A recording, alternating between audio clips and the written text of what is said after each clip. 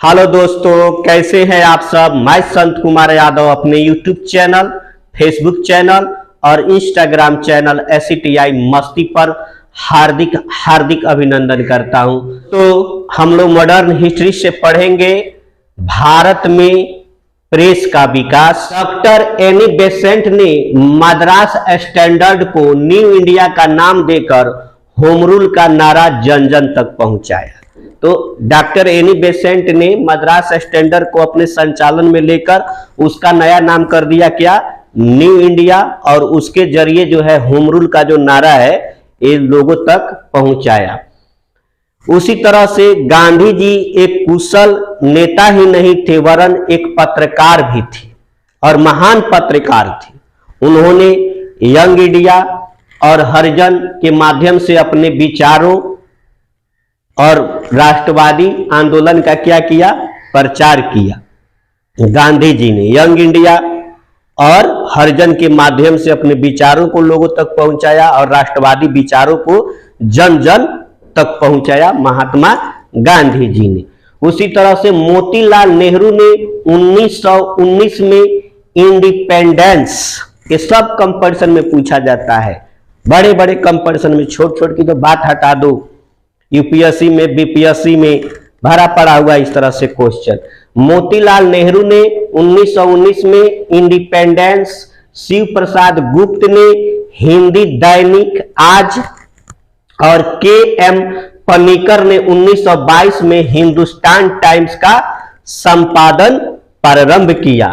बाद में हिंदुस्तान टाइम्स का संपादन कार्य मदन मोहन मालवीय के हाथ में चला गया। पहले हिंदुस्तान टाइम्स को के.एम. पनिकर ने संभाला, उसके बाद मदन मोहन मालवीय के हाथ में आया और अंततः 1927 में इस पत्र को जी.डी. बिड़ला ने अपने हाथों में ले लिया। यानी 5 वर्ष के बाद ये तीसरे आदमी के हाथ में चला गया। सबसे पहले ये के.एम. पनिकर के हाथ में, उसके बाद मदन मोहन मालवीय के हाथ में और उसके बाद जी.डी. बिड़ला के हाथ में ये जो है चला गया। कौन? हिंदुस्तान टाइम्स। 1910 और 20 के बीच उर्दू पत्रकारिता का विकास हुआ।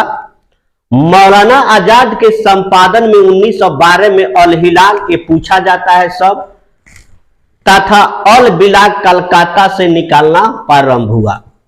तो अल हिलाल के संपादक कौन थे?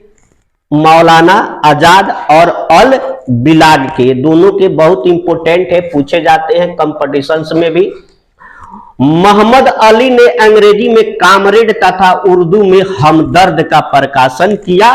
कामरेड के संपादक कौन थे? मोहम्मद अली और हमदर्द का।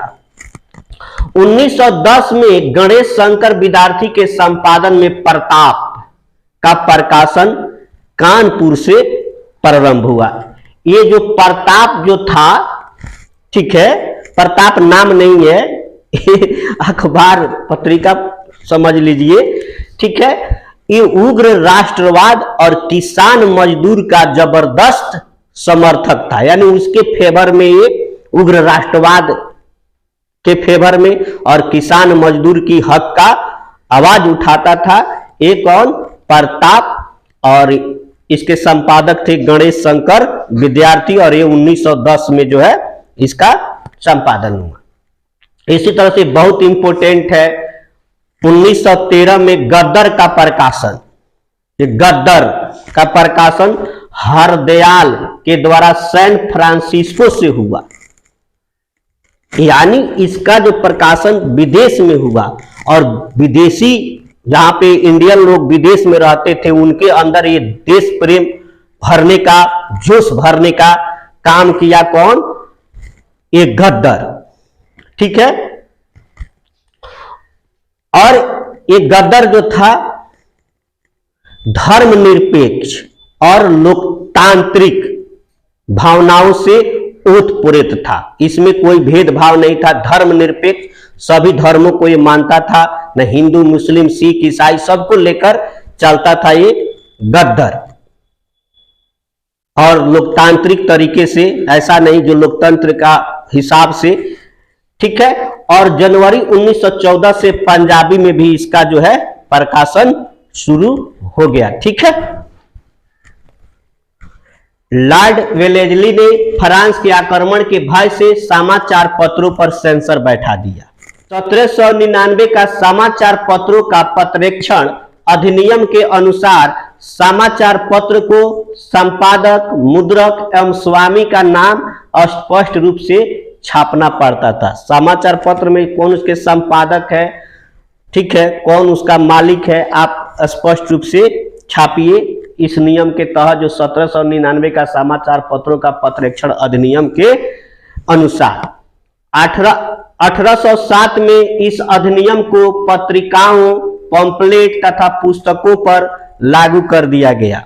1823 के अनुज्ञप्ति नियम के अनुसार मुद्रणालय स्थापित करने के लिए अनुज्ञप्ति लेनी आवश्यक थी। बिना अनुज्ञप्ति 400 रुपये का दंड अथवा कारावास का सजा का भी प्रावधान था। ठीक है। इसी नियम के तहत राजा राम मोहन राय के मिरातुल अखबार को बंद होना पड़ा।